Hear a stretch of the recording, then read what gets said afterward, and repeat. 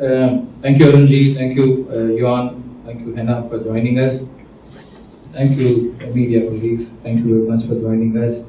And just to give you perspective, like which we've explained about Sharath has explained about what's our journey till now and what's our journey in LNG on gas-powered trucks right now with us. And then just to listen to straight from horse's mouth, our customers as well as the person who has developed this business as an expert of LNG gas-powered business from Nordic. Johan Selvén is also there, so you can ask a few questions from them about whatever we've been discussing right from morning. And we would like to say something, Hanna. Please go ahead and a few words from you, Hanna, to start with. Thank you all, and thank you for inviting and arranging this. And thank you all for coming, of course, to listen to this exciting interaction on LNG, which I think is a fantastic alternative, which has now been in the Volvo Group as an offer for quite some years, since 2017. So it's really a mature solution, and we will hear more about that on how that journey has been developing for different customers. And I think it's very exciting that we now are taking this to India as well. I am sure that this will be a solution that can bring a lot of good customer value and also bring the transport industry in India forward jointly. So looking forward to this interaction and to the future for LNG. Thank you. Thank you, Hanna. Johan, you would like to say a few words to start with?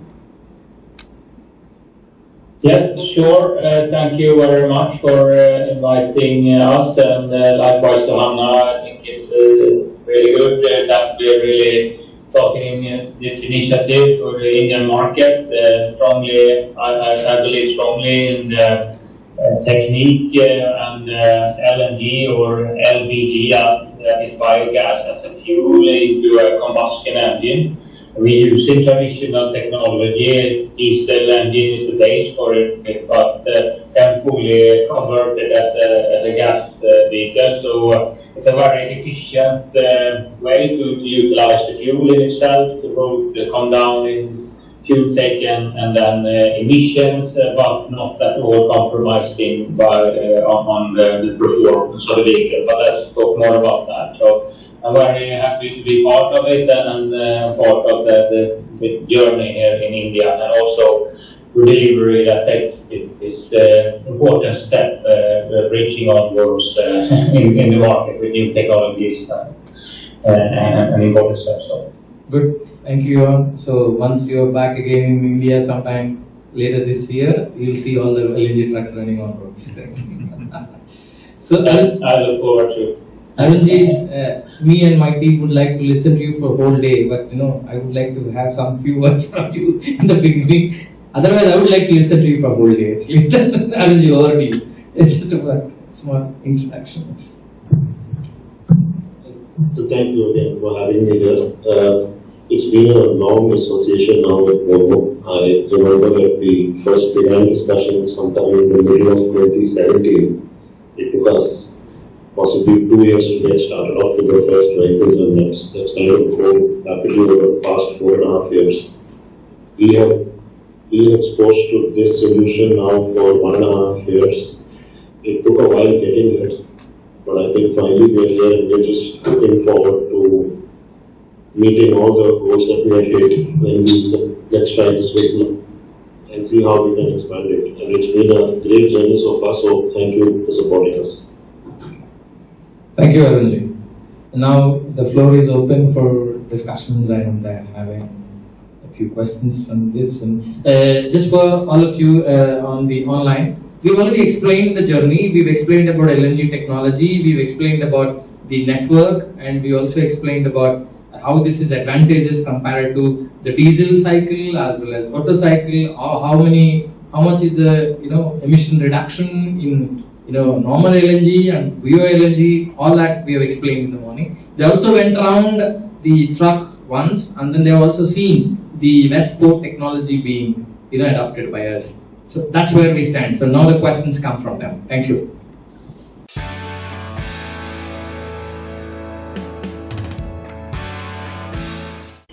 I can comment on the journey that we have mainly in Europe, and as you said earlier, Hanna, we started series production of the Euro 6 version that we're now taking to India as well. In series production was 2018. I think the main markets, I would say, LNG is used in quite wide scale for industrial. Personally, probably know in many countries in Europe. So target markets initially was, of course, Southern Europe markets as Spain, France, Italy, UK, where we also have a quite big population right now.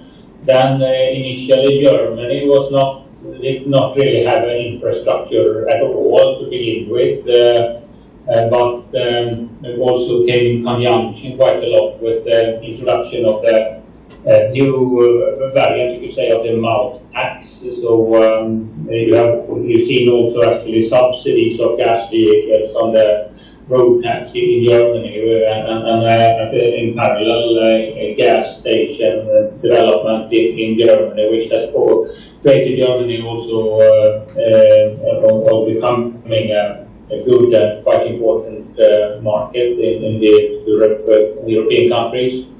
And then as well in the Nordics, I was myself heading sales in the Swedish market at the time, and today we can talk more about that, but we're coming from a quite poor overall network actually going back to them when it comes to fueling stations, but gathered both authorities as well as gas companies and customers to kind of align and come together on how to create networking capabilities of this great technology. So, I mean, today I would say you can cover more or less all the main roads in Sweden and many in Norway as well with the LNG vehicles. So quite a dense network and stand for a good part of the long-haul transport trucks that we sell in these markets. So mainly the big populations are still in the Western European countries, and then goes over somewhat to countries like Poland and Czech Republic and so on. Thank you. Maybe, if I should leave to you guys, I can of course comment from mine, or if Hanna wants to say. No, I can just add latch on to what you said, Johan, and in terms of this is now a very well proven technology. It's stepwise been growing in a number of European markets, and it's mature and it's ready to be launched in India as well. And I think coming back to what you said, Johan, I mean, during these years since we launched, of course, the infrastructure have been developing in these countries step by step. But I think it's important to stress that to get started, and when they got started in these markets, you don't need the nationwide fueling system all over the country. You start with the routes where it's possible, with the kind of duty cycles and the areas where you can fix it either by stations that are permanent or mobile stations, etc. So everything is there to get going in India as well, and with the kind of advantages that these customers are experiencing and why they are continuing to buy LNG trucks. And there are some quite big fleets now in Europe of LNG trucks, as you know, in terms of the TCO emissions of greenhouse gas as well as particles, etc. So it's really ready and there to be deployed, and I'm sure that we will see a good development for any kind of application. Basically, it's not that it's only long haul or only regional. This can be applied in multiple different type of applications as well.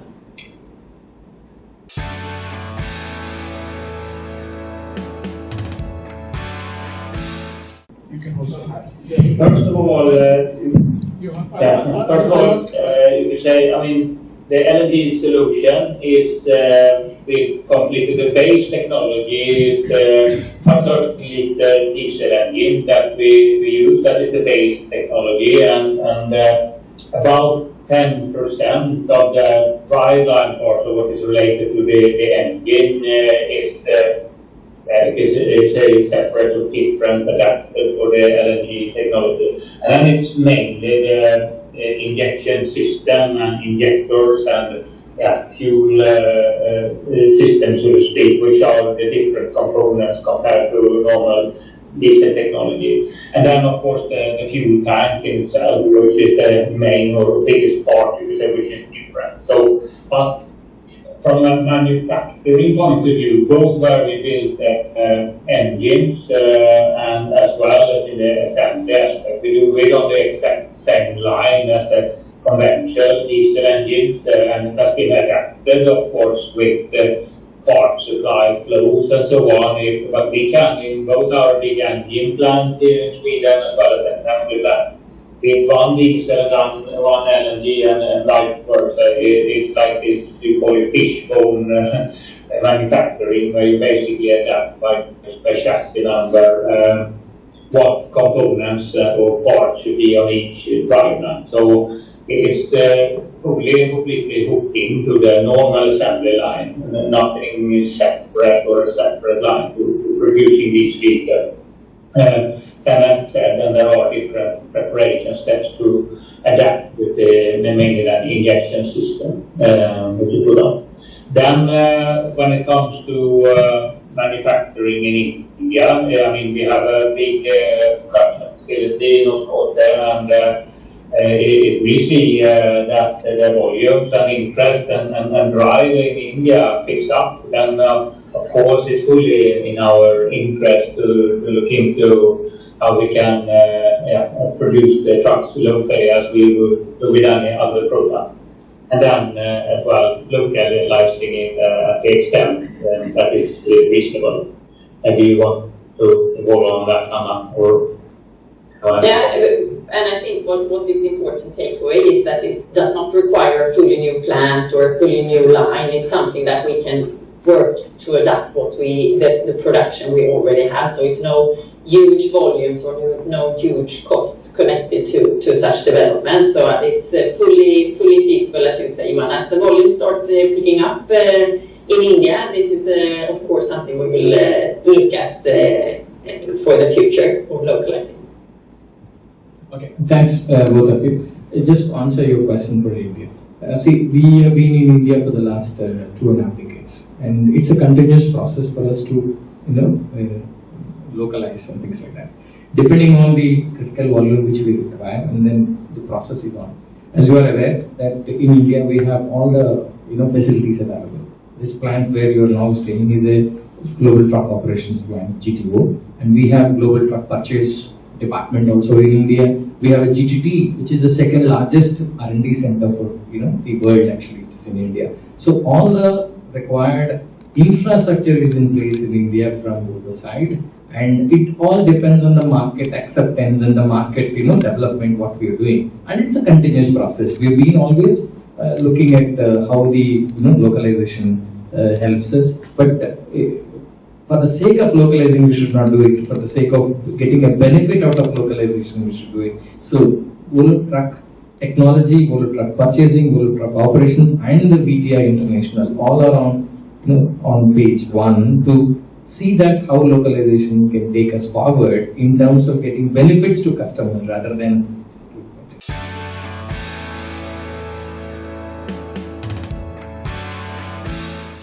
You're absolutely right. There are many inherent challenges of operating in India. So one of the first things we decided or understood is that the utilization of this truck is going to determine our overall cost of operations at an absolute level, and more importantly, relative to the rest of the vehicles in the market.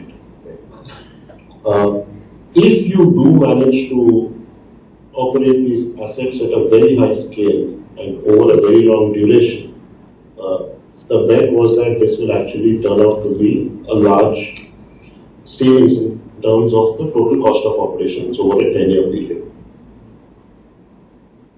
You need multiple things to come into play. You need control over the loading and the unloading points like you mentioned.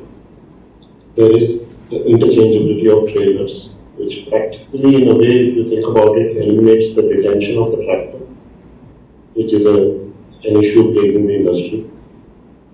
Our roads are really good now. I mean, I've driven elsewhere as well. I really can't find fault with the highways and the expressways which are coming up. They're as good as the ones anywhere else. The way the traffic behaves on these roads is a bit challenging, of course, but the roads by themselves are not bad. So we managed to clock anywhere between 22 and 23,000 kilometers a month on month now for 4.5 years. With those kind of utilizations, if you extrapolate it over a 10-year period, it actually should lead to a savings in your total cost of operations. That has been the goal, and that's what we've been doing for them.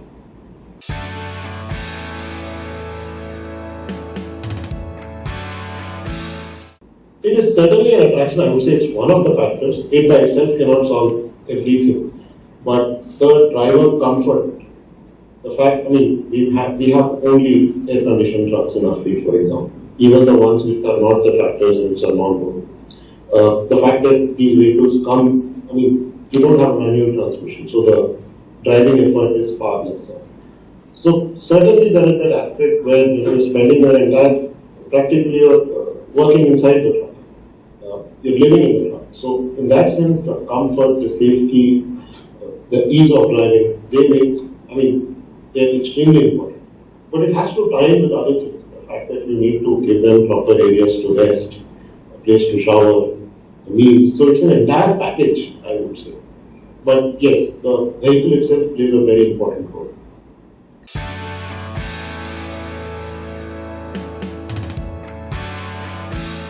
Yeah, that is the $1 million question, you could say.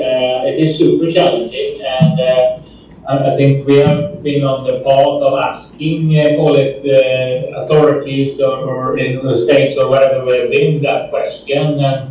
And since I think 2007, we did almost a manifest putting 7 trucks on the street with 7 different fuels, basically asking what are we going to go for.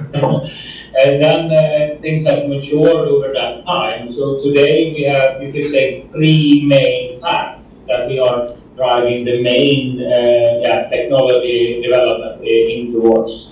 And the first one is obviously to continue to work and put heavy investment into the combustion engine technology. I mean, we are, I think, also proving over and over again that you can reduce fuel taken in the traditional technology. Of course, adapt for biofuels, biodiesel, or as you probably might know of, HBO, for instance. But as well as in this case with burning methane gas in a very efficient way. And you have actually methane gas a higher energy content than in diesel. So and also it has proven to be very efficient burning cycle in the diesel engine technology. So by that you can take down the fuel taken as such, and of course then the emissions. And as you probably also know, you can produce biomethane in quite simple matters. For instance, here in Sweden, basically all households we collect the food waste, and also from industries, and majority of that is converted, or you basically produce biogas out of that. And today it's consolidated, so we produce liquefied biogas in quite large quantities that a big proportion goes to heavy transport or to fueling trucks then. So, and that is to continue that development as well as actually using the combustion engine technology also with hydrogen going forward. The second part is, of course, the electromobility track, and where we're also heavily investing in, and similar to this, Delhivery has been a player starting off and testing also with the electromobility track for India. But we have a large expansion of the electromobility sales both in Europe now and in North America. and have started in production in quite a lot of countries worldwide as well. So electromobility will also evolve, but most likely not be the main part for all the different transport cycles, meaning heavy, or very heavy, or very long, and there will be other alternatives. That's our belief. The third main track then is fuel cell technology and hydrogen in fuel cells, but we also believe that to be a bit further ahead in time, because there, even though it's a great technology, there's a lot of field challenges technology-wise, and an even greater challenge when it comes to the infrastructure part and hydrogen. So those are the three main tracks to that there will be, as you're into, a bit adapted locally, also depending on what different authorities and states are affecting for you. So.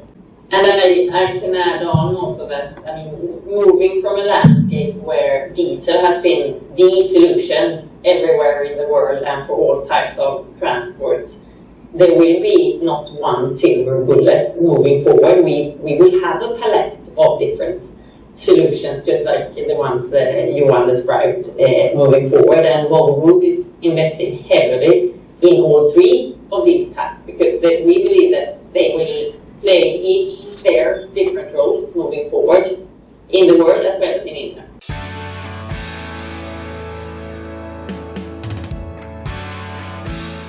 You could say that, utilizing gas, natural or biogas, in a truck or a car for that matter, has been used for many years, and we have explored it for a long time also. We have also Euro 5 version on liquefied gas and a different version of compressed gas. And then over time, as the technology has evolved, it's maybe with the first time with the Euro 6 solution, where we have seen a real efficient way of utilizing methane gas in the, so to speak, diesel cycle. You even get a higher efficiency of, burning the fuel as such than with diesel at the same time as the gas in itself has a higher energy content than. I wouldn't say at all flown under the radar. It has been a big focus and still is, and both in the European markets that I mentioned before. Then, of course, with the conflict and the very unfortunate event with the Russia-Ukraine war and so on has put a lot of challenges to the whole, you could say, the industry where natural or biogas is used, and it has skyrocketed the price for certain times as well. Now you really see that the demand is coming back, and that in the markets where we have used more biogas for the use in trucks, like in Sweden, for instance, then the demand and as well price level has been kept steady. So from a customer point of view, there hasn't been any reason to instantly change the track or something like that for that reason. So then I agree to you that you say communicative and the spotlight is in a larger extent on both electromobility and hydrogen as such. And we can of course also understand that. Take hydrogen, we can produce it from wind, water, and solar, and so on. And of course, in many countries, that is super lucrative. And we, first of all, we continue development the methane gas solution in the diesel cycle, like the one we're driving here now. We will use the same base technology actually when developing the hydrogen ICE solution. So the base solution, so to speak, and also in the partnership with Westport Fuel System is very similar, I would say.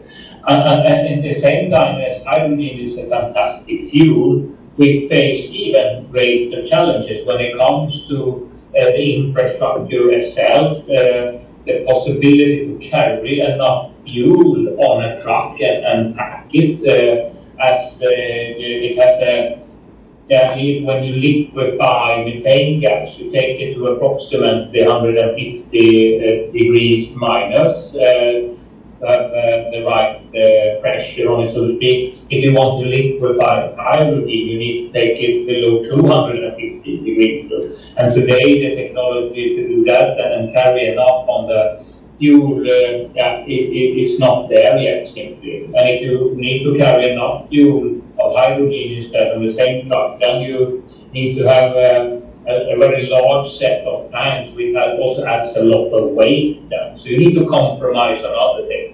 So we are not, we definitely think there is a need and demand for both when we go into zero emission and CO2 neutrality. That is without a doubt, and we will continue to develop it. But it's also, so to speak, it fits well because we do not need to develop two completely different tracks of drive lines to enable our trucks to be driven on methane gas, preferably biomethane, at least in the future, or then on hydrogen. We have the same and similar platform, we would say. If that answers your question.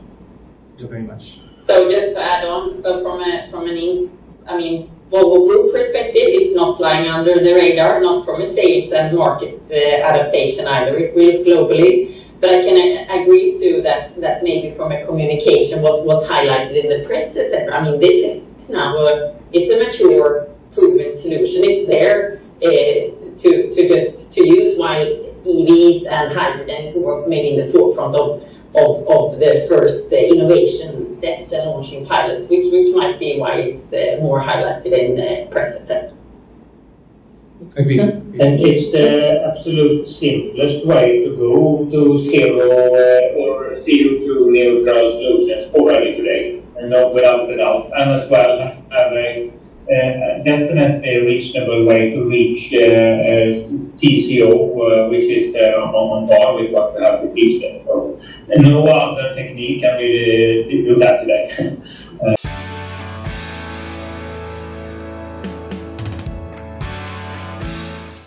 For Volvo Trucks globally, it's still it's a fairly low, but we do not sell LNG solutions in North America or in Latin America, even we're looking into possibilities there as well. In Europe, what could it be today? I could say I can talk for Sweden, for instance. It's about 20% of the sales into long-haul transport in Sweden. I would say it's about 5 to 8% of the total sales in Europe. Then in many of the Eastern European markets, it's still the network is not wide enough, and it has not been mature. But in several of the Western European markets, as I mentioned before, is round and about or slightly above 10% of the sales that goes into each. Thank you. Yeah, probably Johan, before answering, while answering that question, Johan can also answer or explain how the LNG business is built in Nordic. Actually, you can also explain how it has been built, because sale depends on the ecosystem development. Right. Sale, we are ready and we have been selling quite. But if the markets are not developing the ecosystem, then it's a question. But there is a matured market, so will it be relevant to answer or get an answer from him about? We'll give you a press card for today. No, I agree. I more than the absolute number, just wanted to get a perspective. So I'm absolutely fine. Sure.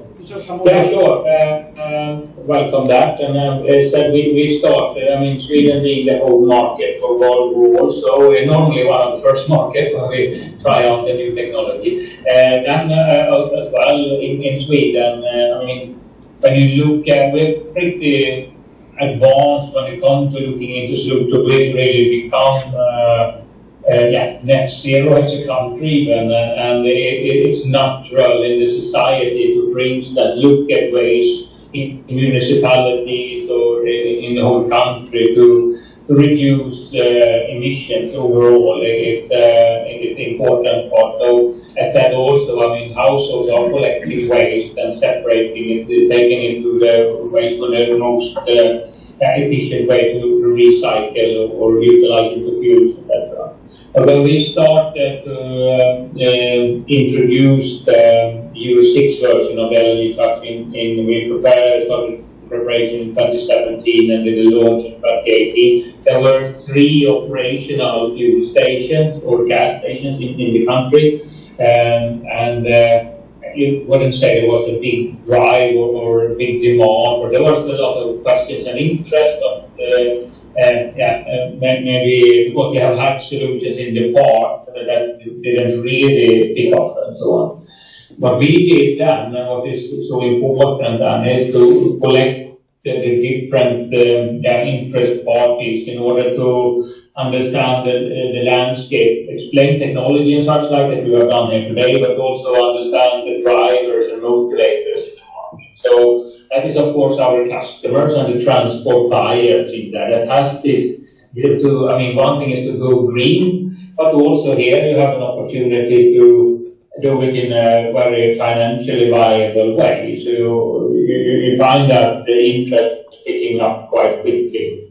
And you go to the companies like Delhivery that has this clear profile and interest, and also among your customers, to offer something more than just a transportation, taking something from A to B.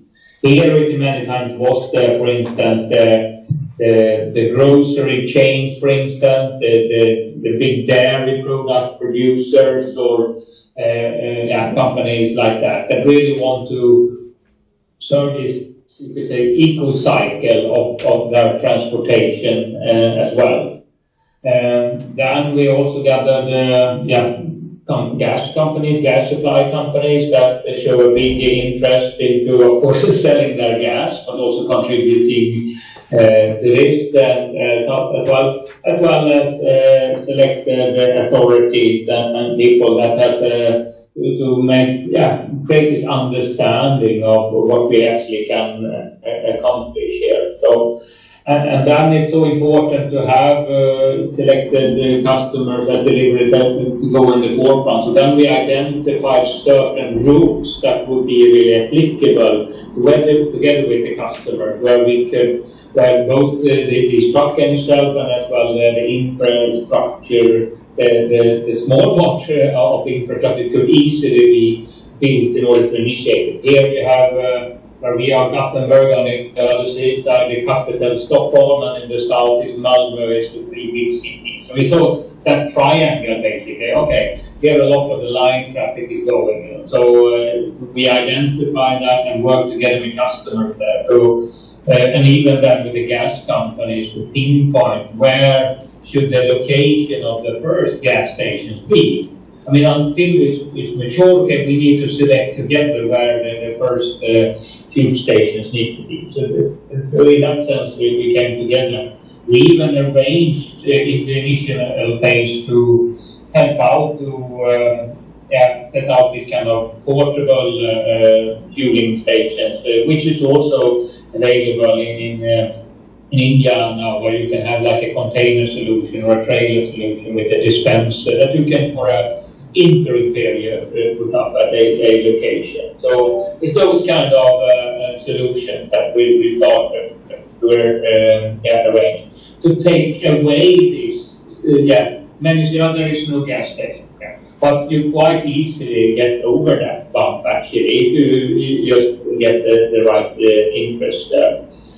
And then, I wouldn't say it was the key enabler, but authorities also realized both mainly the emission gains you could see here, but also financial gains. So that there has been also some incentives available to in order to build the gas infrastructure, for instance. You can apply a certain incentive if you would like to establish as a gas company, for instance, a new gas station. So you could apply for an incentive to get some of that financial investment covered by like an environmental incentive as well as one enabler. So creating certain of these important enablers in the market. I think it was key to get the high speed in the build-up.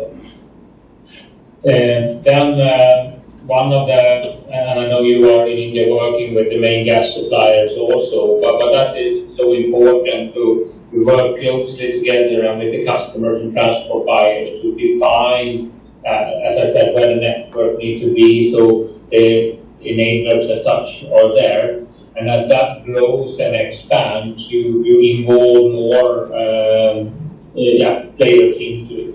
Today in Sweden there are, I think, 40 gas stations covering more or less all Europe, coming from 3. We're not as big country as India, but still it's a massive improvement compared to where we were. So basically there is no main road where you cannot operate liquid by gas vehicles today in this country.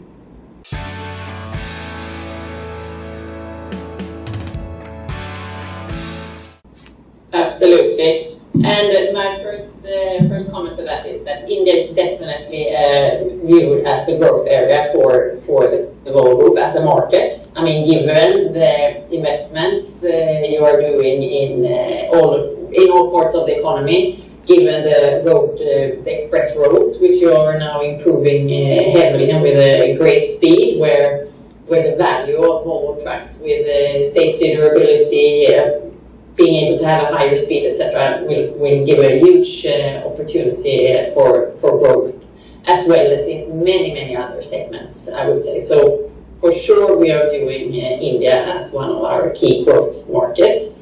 And when it comes to capabilities, as Dinakar was into, we are already today well established since many years back in India.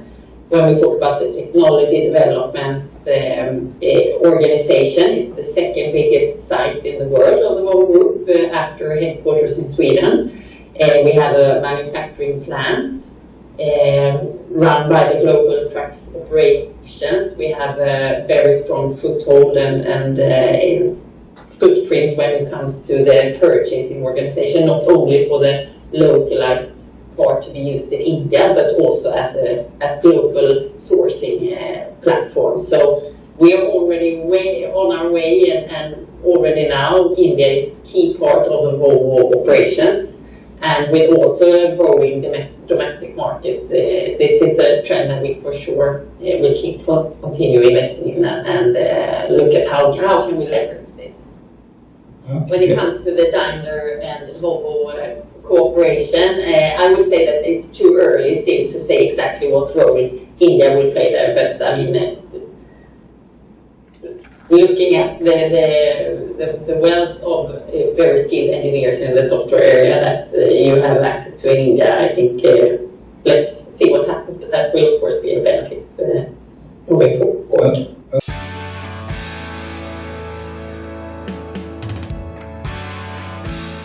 I think there is definitely interest from the energy companies. The speed at which it is translating on the ground to stations is something that we are yet to see pick up pace. In a lot of places, the civil works have been done, the commissioning is yet to happen. But to be clear, I think the first discussions that Delhivery had with regarding LNG was actually with the PSUs. This was in early 2020, where they were behind us saying, why don't you convert some of your existing diesel vehicles to LNG and we'll actually fund it. It's an idea which we were not comfortable with. Of course, COVID came in between, so there was a hiatus. And now we restarted the trials, and hopefully the stations will come physically in a very short span of time. There is IOCL in Chennai, of course. We've heard of plans of the entire south-west and the west-north arms of the Golden Quadrilateral getting kind of filled up with stations every 100 to 150 kilometers. So the intent is certainly there. Where there will need to be more clarity is in terms of a policy on how they intend to price this, or transparency in terms of communicating it, so that these decisions are easier for people like us to take.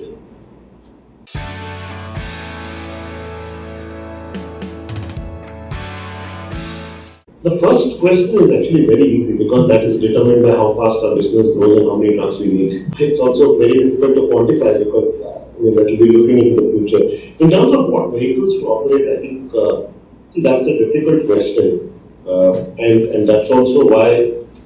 Let me try and answer it in a different way. For a company whose fortunes are so closely tied to trucking, I think we can neither afford to be complacent in terms of our understanding of trucking technology, nor rely on secondary information to guide our choices of what vehicle to use.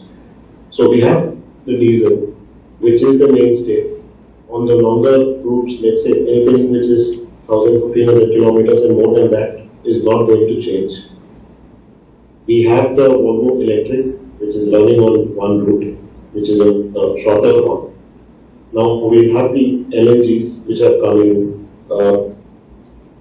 As of now, we don't foresee them to replace the diesel vehicles on the longer routes. It's a learning journey.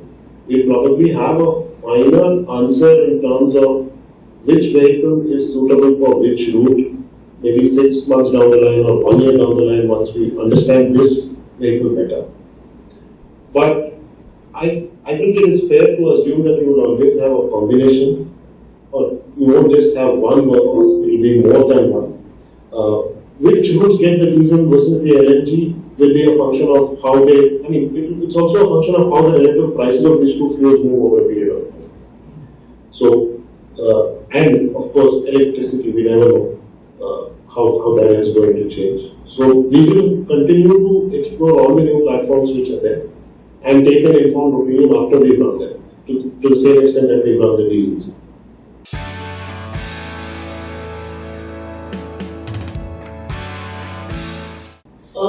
In terms of, I'll tell you what we look for and what we try to evaluate when we do the trials, and we do similar trials for the diesel itself.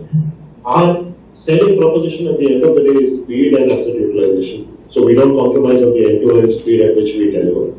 So question number one is, can this vehicle deliver to the same extent as, let's say, the diesel, which is the comparable one in this case? There is a difference in terms of range, and therefore it will not entirely substitute diesel.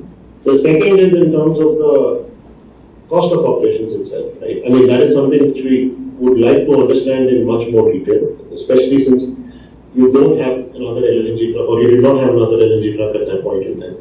So we did trials for a very long period of time. I can say that as far as the turnaround time is concerned, there is absolutely no difference. Right?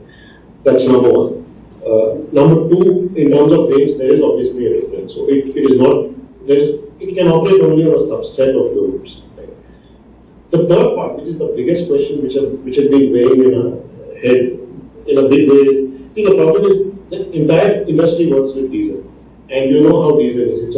It's a sensitive issue. The price fluctuation is not going to be very high, even if the global prices go up and down. But in the span of the last 2 years, we've seen maybe 2 or 3 global events which have made LNG go out of whack. So the trade-off is this. Yes, from a cost of operation standpoint, at least the way things stand right now, where LNG prices peg to diesel, there could be a cost difference. But at the same time, one, you're exposing yourself to external risks. If, God forbid, something happens, even if diesel prices go up, and they have to go up, they go up for everyone. But if it's LNG, you're standing alone. Okay. So that was the big risk. The second was obviously the fuel availability, which kind of limits the number of lanes or the kind of lanes on which you can operate this truck. They're not as fungible or flexible as the diesel ones are. So from a performance standpoint of view, I can safely tell you that there is no difference either in terms of the drivability or the range.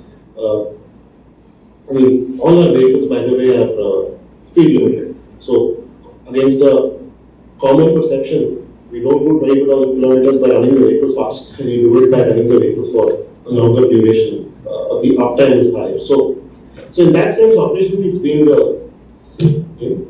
the big question is, of course, the fuel and its pricing. And there's only one way to figure it out, so we started this journey.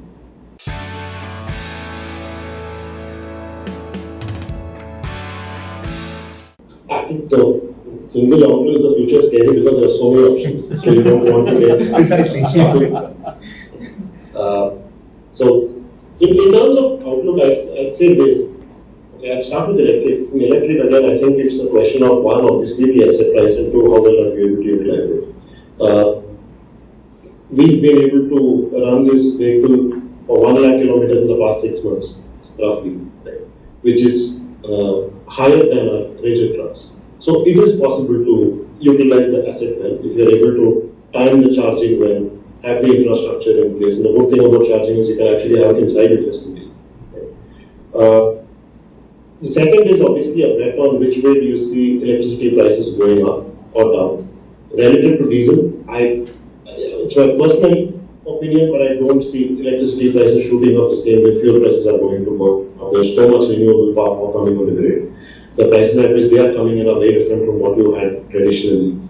And compared to diesel, I would at least like to believe that the electricity prices will increase lesser. The third is, if what's happened over the past 5 years, let's say it's true, and the same trajectory continues in terms of the battery prices and where you see them going over a period of time.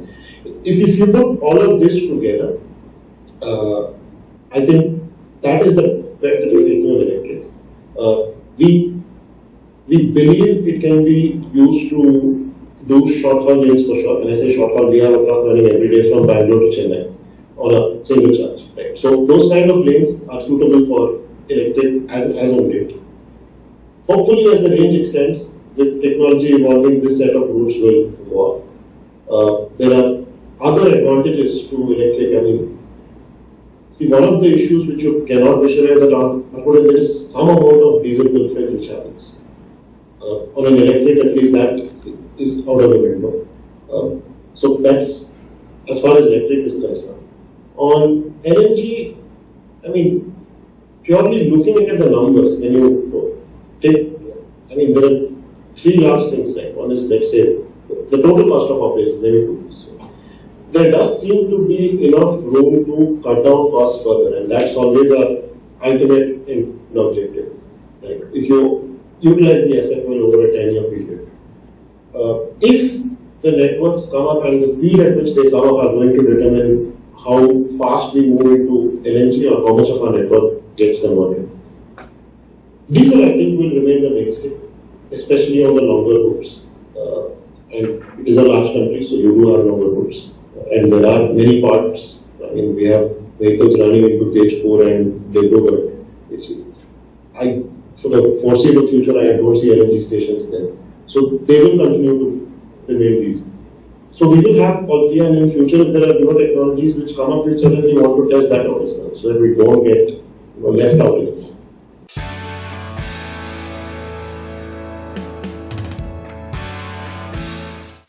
Specific to trucking, if we were to think about it, I mean, one is that all our facilities, first of all, were equipped to take these large trailers, right, which was not the case, let's say 7 years back, and which may not be the case even today for a lot of other networks.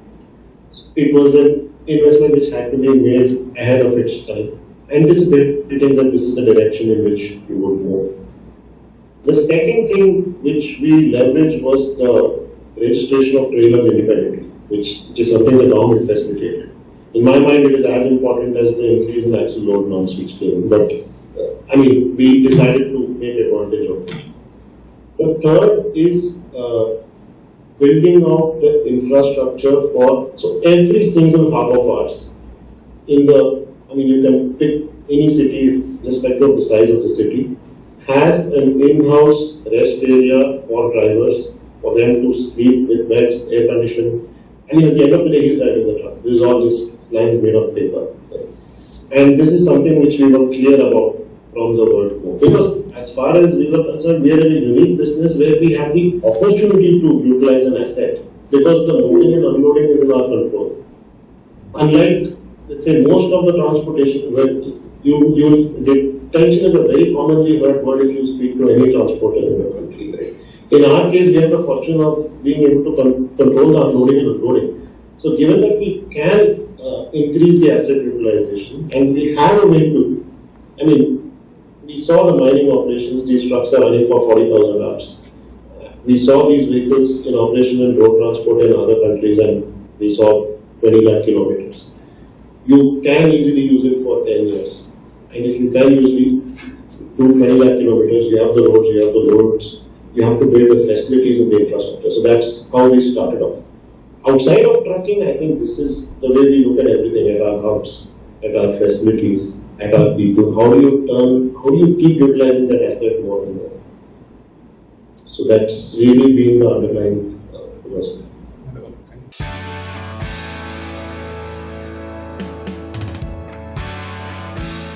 Yes, I think one comment which is, or one aspect which is worth commenting extra is this. We will talk about the hen and the egg in this kind of when you launch a new technology to the market. Now the technology is there, it's mature, it's ready, and it's really about getting the focus and like you are doing on the delivery side to trust that this technology will bring advantages in the future, and then you're ready to try it out.